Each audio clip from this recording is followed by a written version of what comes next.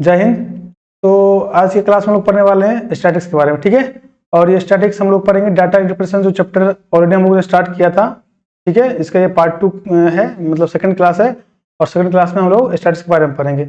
Already हम लोगों ने फर्स्ट क्लास में जो है क्या पढ़े थे, सेट थ्योरी के बारे में, और जो some basic definition, some basic concept जो सेट थ्योरी का था वो ऑलरेडी पढ़ चुके हैं फर्स्ट क्लास में।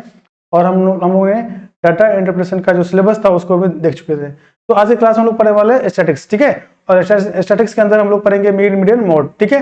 तो क्लास स्टार्ट करने से पहले आप लोग चैनल पर नए हैं तो आप लोग से रिक्वेस्ट है कि प्लीज आप लोग चैनल को सब्सक्राइब करें, है ना, और लाइक करें और बेल आइकन को प्रेस करना नहीं भूलना, ताकि आने वाली सारे वीडियो की नोटिफिकेशन आप लोग को मिलती रहे, ठीक है।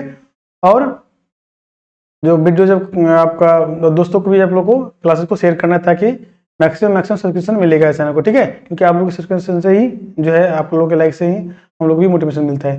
तो let's start the class.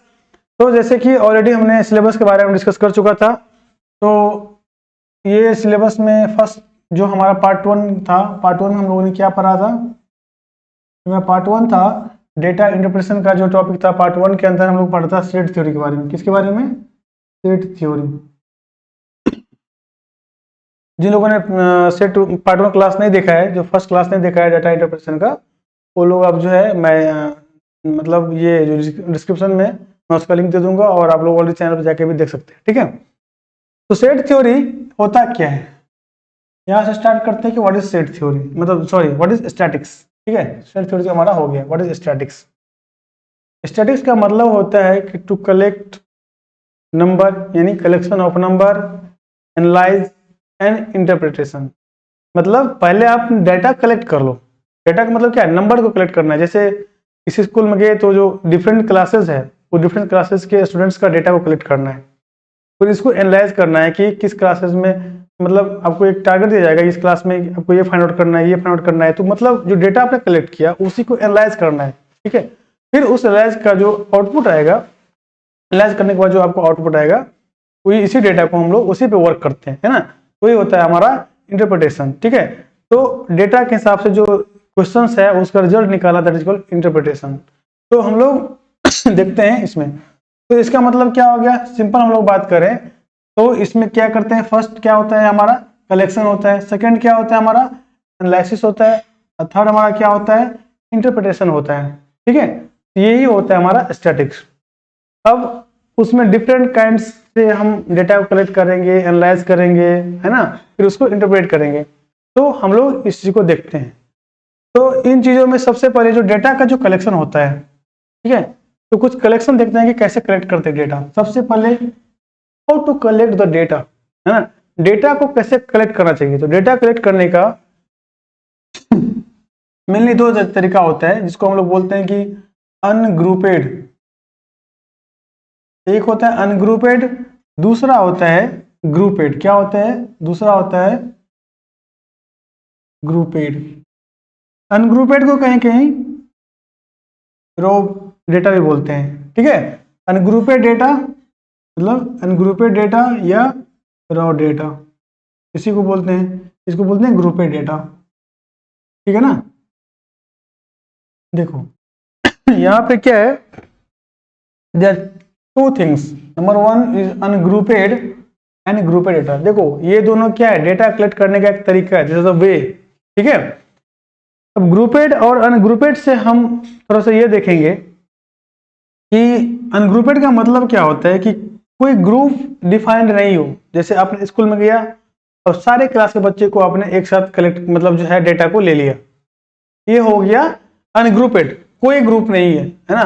But हम क्या किया, हर क्लास को अलग अलग सेग्रीगेट कर दें, डिफरेंट, है ना, डिफाइन कर दें कि यदि हमको कोई स्कूल 5 से 10 तक का है तो हम 5 क्लास का डेटा अलग करेंगे, है ना, 6 का अलग करेंगे, 7 का अलग करेंगे। या ऐसे डिफाइन कर सकते हैं कि इस स्कूल में जो स्टूडेंट्स है वो 5 to 10 ईयर में कितने हैं, 10 to 15 ईयर्स में कितने हैं, है ना, 15 से 20 ईयर्स में कितने स्टूडेंट्स हैं। तो ये क्या हो गया, ये हमारे मतलब क्लास डिफाइंड हो गया, है ना, ये ग्रुप में डिवाइड हो गया। तो इसको बोलते हैं ग्रुपेड डेटा।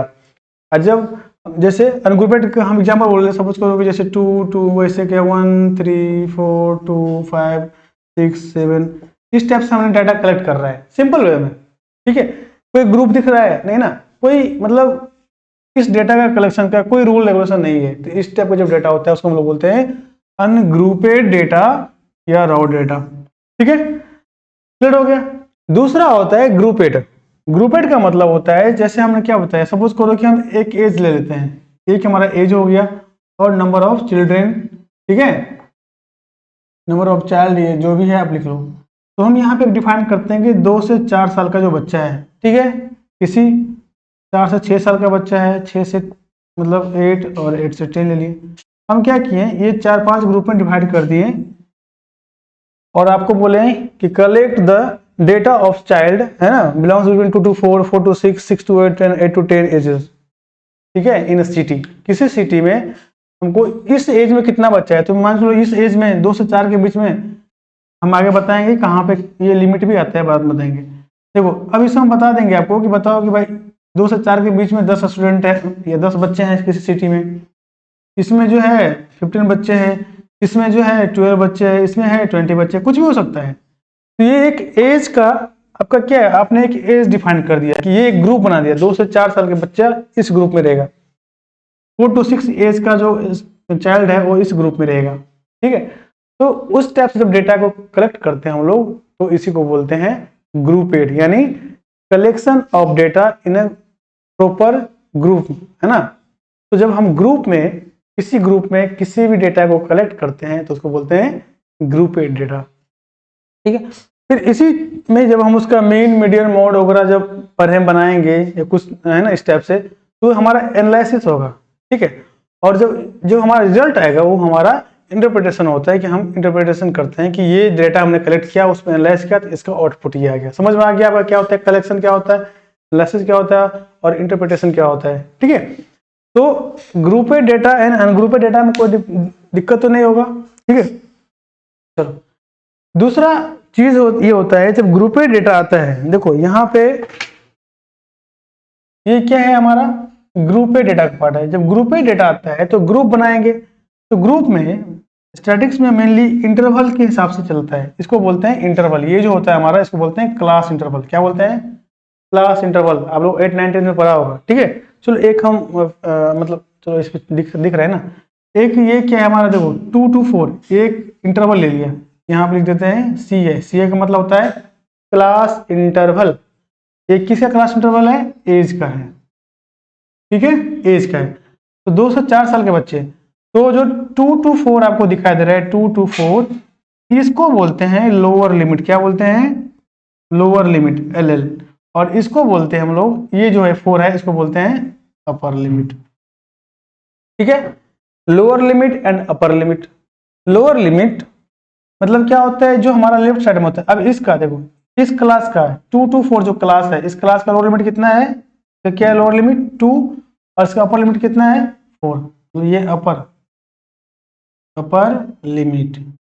ठीक है, इसको बोलते हैं हम लोग यूएल बोलते हैं। ठीक है, शॉर्टकट में।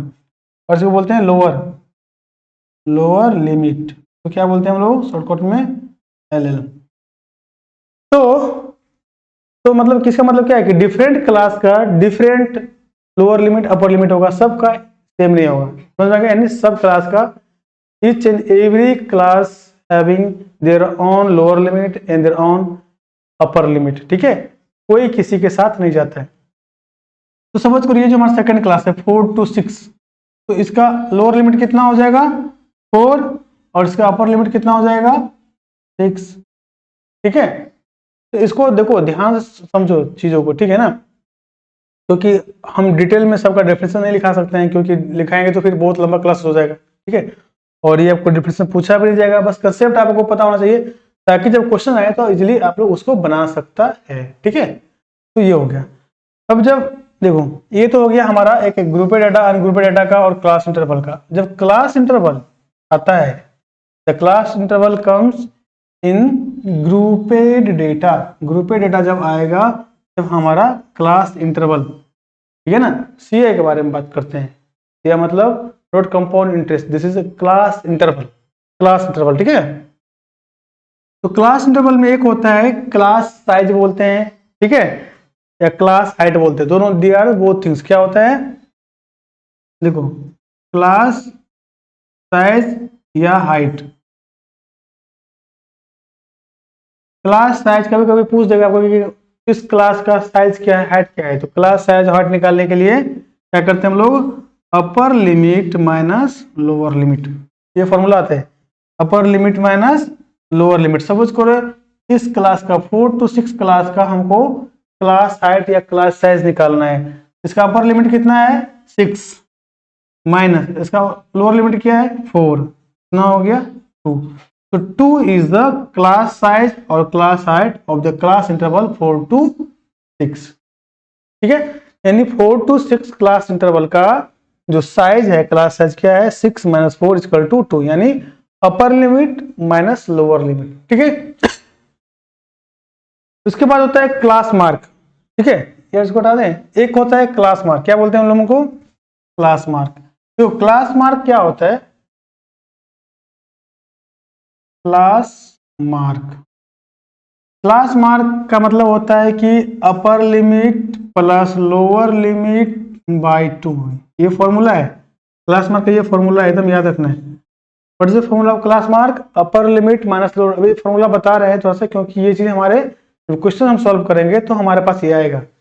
तो क्या होगा, मान लो कि हमको इस क्लास का फर्स्ट क्लास 2 to 4 है, 2 to 4 जो क्लास इंटरवल है, इसका क्लास मार्क निकालना है। क्या निकालना है, क्लास मार्क।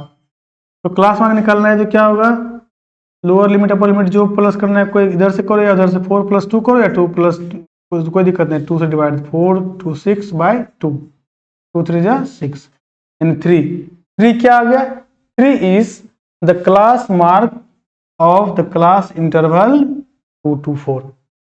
यानी क्लास साइज आपको समझ में आ गया, क्लास इंटरवल आपको समझ में आ गया। ठीक है, रॉ और जो अनग्रुपेड डेटा होता है इसको किसको बोलते हैं हम लोग, ग्रुपेड डेटा किसको बोलते हैं। ठीक है, फिर एक होता है इसको मैं बोलते हैं रेंज।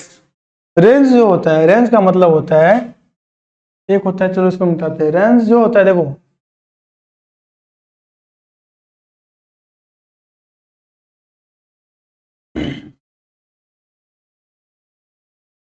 रेंज ऑफ जो हमारा क्लास होता है वो क्या होता है, देखो रेंज ऑफ क्लास का मतलब होता है कि upper limit minus lower limit. Same चीज जैसे क्लास हाइट निकाला था, तो रेंज ऑफ क्लास भी हम लोग इसे फाइंड करेंगे। लेकिन ये कहाँ काम करते हैं, ये रेंज ऑफ क्लास आपको जब ग्रुपेड डेटा में फाइंड करना होगा। ठीक है, ग्रुपेड डेटा में पूछेगा, लेकिन जब अनग्रुपेड डेटा होता है तो उसे पूछेगा रेंज ऑफ डेटा। क्या पूछेगा, रेंज ऑफ डेटा। तो इस केस में हम लोग क्या करेंगे, जो मैक्सिमम वैल्यू होगा, ठीक है, मैक्सिमम वैल्यू माइनस मिनिमम, ठीक है, मिनिमम वैल्यू। यानी सपोज करो कोई डेटा 2 4 6 3 0 1 9 2 8 7 कुछ भी दे दिया। ठीक है, अब उसका पूछेगा what is the range of the data. तो रेंज मतलब what is the maximum value, maximum value कितना है इसका 9, लोअर वैल्यू कितना है, मिनिमम वैल्यू सबसे 0 है, तो 9 - 0 = 9। So 9 is the range of the data. यानी range of the data and the range of the size, class size. ठीक है, these two terms are different. ये रेंज क्लास जब पूछेगा, रेंज ऑफ क्लास का मतलब है lower limit minus upper limit जो आपने क्लास हाइट निकाला था।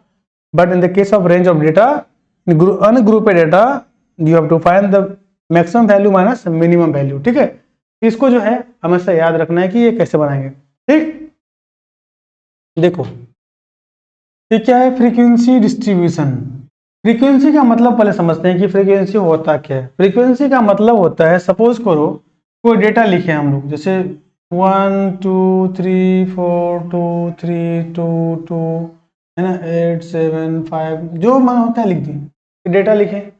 अब इसमें हमको बताना है, तो देखो 1 कितना है, 1 कितना टाइम से 1, देखो यहाँ पे 1 हो गया। ठीक है, मतलब ये 1 हो गया, 1 मतलब कितना है, 1 कम्स 1 टाइम्स 2, देखो 1 2 3 4, 2 कितना टाइम है 4 टाइम्स। ठीक है, यहाँ पे हो गया डेटा, यहाँ पे नंबर ऑफ टाइम्स। ठीक है, यहाँ पे टाइम्स लिख देते हैं कितना टाइम्स है। ठीक, फिर 3 कितना टाइम है, देख लो 3 कितना है 1 2 2, 4 कितना है 1, फिर 4 एक ही टाइम्स है, और क्या है 5, 5 भी 1 टाइम है, 6 तो है 7 है, 7 1 टाइम है, 8 देखो 8 कितना है 1 टाइम है। ये जो टाइम्स है ना, number of time occur that is called frequency. यानी 2 का फ्रीक्वेंसी कितना है 4, 1 का फ्रीक्वेंसी 1, 3 का फ्रीक्वेंसी 2, 4 का फ्रीक्वेंसी 1, 5 का फ्रीक्वेंसी 1, 7 का फ्रीक्वेंसी 1, 8 का फ्रीक्वेंसी 1। तो फ्रीक्वेंसी का मतलब क्या है, सिंपल सा बोले हम, फ्रीक्वेंसी का मतलब होता है कि कलेक्शन, ठीक है, या तो number of times an observation occur. जो ऑब्जर्वेशन है, जो हम लोग ऑब्जर्व करते हैं, ये डेटा क्या हमारा एक ऑब्जर्वेशन ही है, ठीक है। तो number of times an observation occur, यानी जो भी ऑब्जर्वेशन है जितने टाइम्स अकर होता है, मतलब आता है, that is called the occurrence of the number of times of an observation is called frequency. समझ आ गया? इस टाइप से फ्रीक्वेंसी होता है।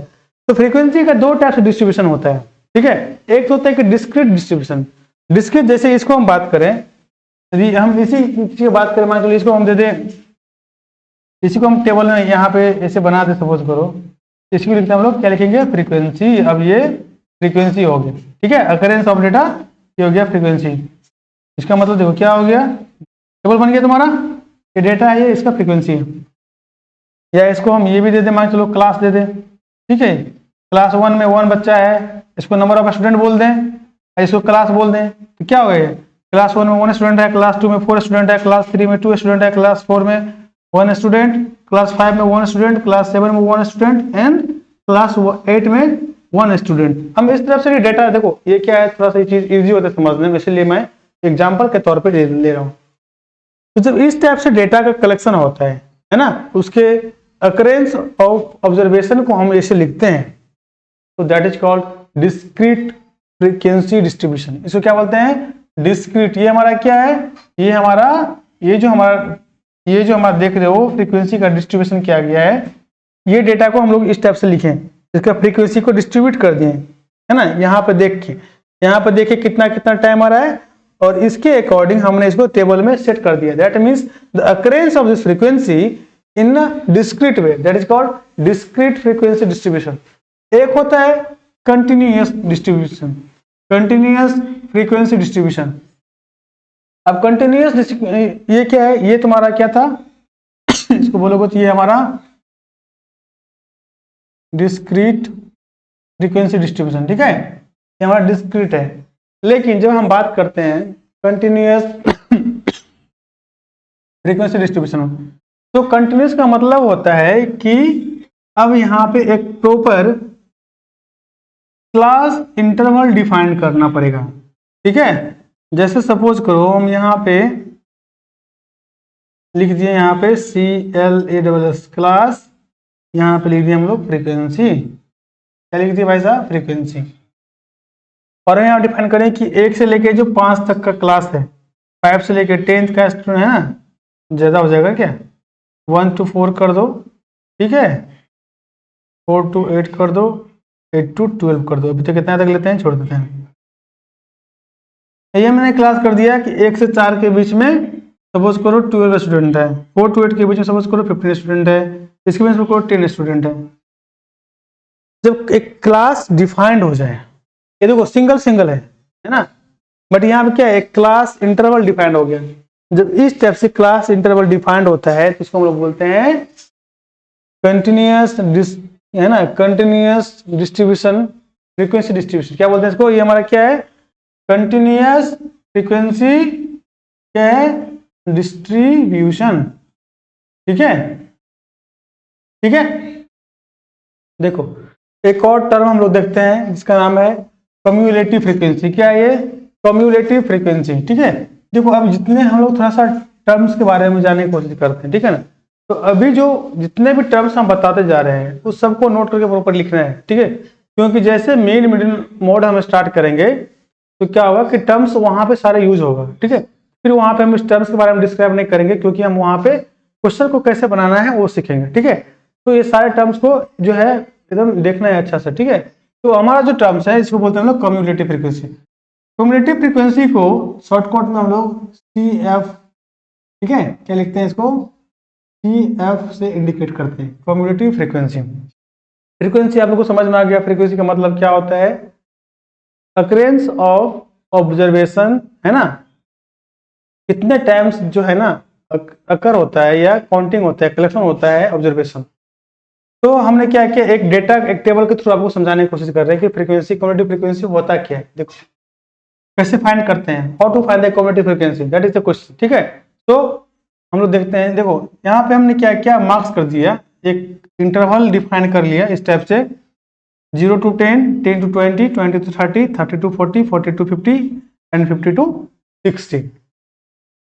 ये हमारा क्लास इंटरवल है। ठीक है, और क्लास इंटरवल को हमने क्या किया कि जो है मार्क्स में डिस्ट्रीब्यूट, यानी 0 से 10, जो नंबर कोई एग्जाम में 0 से 10 के बीच जिसका मार्क्स आया वो कितना स्टूडेंट है, 5 स्टूडेंट्स है। ठीक है, ये हमारा नंबर ऑफ स्टूडेंट्स है। क्या है, नंबर ऑफ स्टूडेंट्स, इसको लिख लेते हैं स्टूडेंट्स। फ्रीक्वेंसी को हम लोग एफ से इंडिकेट करते हैं। फिर देखो 10 से 20 के रेंज में इसका मार्क्स है। जब भी क्लास इंटरवल में नंबर काउंटिंग किया जाता है फ्रीक्वेंसी, तो अपर लिमिट को, जो अपर लिमिट है उसको छोड़ा जाता है। जैसे यहाँ तक 9 तक काउंट होगा लेकिन 10 काउंट नहीं होगा इसमें, मतलब बताएंगे आगे, कोई दिक्कत नहीं है, अभी समझ में नहीं आया तो कोई दिक्कत नहीं, बाद में समझाएंगे। 10 to 20 के बीच में जो स्टूडेंट है वो 2 स्टूडेंट है। 20 to 30 नंबर लाने वाला स्टूडेंट जो है वो 7 है। ठीक है, और 30 से 40 के बीच में जिसका नंबर आया है, 30 से लेकर 40 के बीच में जिसका नंबर आया है उसको, उसमें 3 स्टूडेंट्स है। और 40 to 50 जो है उसमें 10 है, फिर 50 to 60 है उसमें 4 है। तो ये तो हमारा हो गया फ्रीक्वेंसी। ठीक है, तो अब हम करते क्या है कि फ्रीक्वेंसी से हमको निकालना है कम्युलेटिव फ्रीक्वेंसी। तो कम्युलेटिव फ्रीक्वेंसी के अलग से नहीं आता है। ठीक है, कम्युलेटिव फ्रीक्वेंसी को फाइंड करना पड़ता है फ्रीक्वेंसी से, है ना। अब कैसे फाइंड करेंगे, सो नाउ यू सी। देखो क्या है कि कम्युलेटिव फ्रीक्वेंसी में जो फर्स्ट फ्रीक्वेंसी हमारा, तुमको उसको एज इट इज ऐसे रखना है, ये 5 का 5 रहेगा। ठीक, लिख दिए। फिर क्या करना है नेक्स्ट, ये जो सेकंड फ्रीक्वेंसी है, सेकंड फ्रीक्वेंसी को इसमें करना है प्लस। क्या करोगे, प्लस। तो 2 प्लस 5 कितना हो गया, 7 हो गया। फिर क्या करना है, ये जो तुम्हारा फ्रीक्वेंसी है इसको इसमें जाके ऐड करना है, प्लस करना है। तो 7 प्लस 7 कितना होता है, 14। फिर ये वाला फ्रीक्वेंसी को इसके साथ ऐड करना है, तो 3 प्लस 14 कितना होगा, 17। ठीक है, सेम क्या करना है, we have to add this frequency with this cumulative frequency. So कितना होगा, ऐड करने के बाद 27। फिर ये वाला लास्ट जो है इसको इसमें ऐड करना है, तो कितना होगा, 27 प्लस 4 कितना होगा, 31। अब देखो ये तो हो गया हमारा टोटल सीएफ। अब हमारा सीएफ सही है या गलत है चेक भी करना है ना। तो how to check the cumulative frequency is right और रॉन्ग, है ना। तो इसके लिए क्या है कि देखो यहाँ पे लिखा है क्या है, सिग्मा एफ। इसको ये जो टर्म होता है ना इसको बोलते हैं हम लोग सिग्मा, मैथ में क्या बोलते हैं, सिग्मा। सिग्मा का मतलब होता है समेशन, सम। इसका क्या मतलब होता है, सम मतलब जोड़ना, ऐड करना। ठीक, तो सिग्मा एफ मतलब ये हमारा फ्रीक्वेंसी है ना, सारे फ्रीक्वेंसी को ऐड करो। तो 5 plus 2 7, 7 plus 7 14, 14 plus 3 10, sorry 5 plus 2 7, 7 plus 7 14, 14 plus 3 कितना होता है, 17 प्लस 10 27 प्लस 4 31। ये कितना हो गया, 31। This 31 and this 31 both are equal, है कि नहीं है। यानी इसका मतलब क्या है कि कम्युलेटिव फ्रीक्वेंसी और सम ऑफ ऑब्जर्वेशंस या सम ऑफ फ्रीक्वेंसीज ये बोथ आर इक्वल। ठीक है, this both are equal, then the frequency, cumulative frequency क्या होगा, आर ऑलवेज, क्या होगा, ऑलवेज करेक्ट, है ना, यानी राइट होगा, कभी भी गलत नहीं होगा। तो कम्युलेटिव फ्रीक्वेंसी आपका सही है या गलत है निकालेंगे ऐसे स्टेप से ऐड करके। और जो चेक करना है तो जो हमारा सम ऑफ फ्रीक्वेंसी आएगा टोटल, उसको लास्ट वाले कम्युलेटिव फ्रीक्वेंसी से चेक करेंगे। यदि दोनों इक्वल है तब ये जो आपने निकाला है दिस आर सही है। ठीक है, यदि ये दोनों मैच नहीं हो रहा है इसका मतलब है कहीं ना कहीं आप एडिशन में जोड़ घटाव करने में आपने कहीं कहीं गलती किया है। ठीक है, इधर क्लियर। तो इस स्टेप से है तुम्हारा कम्युलेटिव फ्रीक्वेंसी। देखो तो ये कुछ ट्रिक्स था, मतलब कुछ वर्ड था, कुछ टर्म्स था जिसको आपको सीखना बहुत जरूरी है स्टैट्स को समझने के लिए। ठीक है, यदि ये सारे टर्म्स में कहीं प्रॉब्लम है तो आप कमेंट करके पूछ लेना है।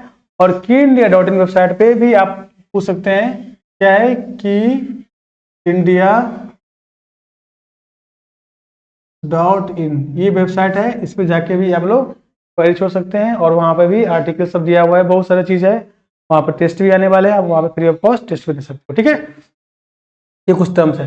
तो अब मेनली हम लोग बढ़ते हैं, जो मेन हमारा टॉपिक है, ठीक है, मीन मीडियन एंड मॉड, जो स्टैट्स का मेन टॉपिक है उसके तरफ हम लोग बढ़ते हैं। ठीक है, ओके।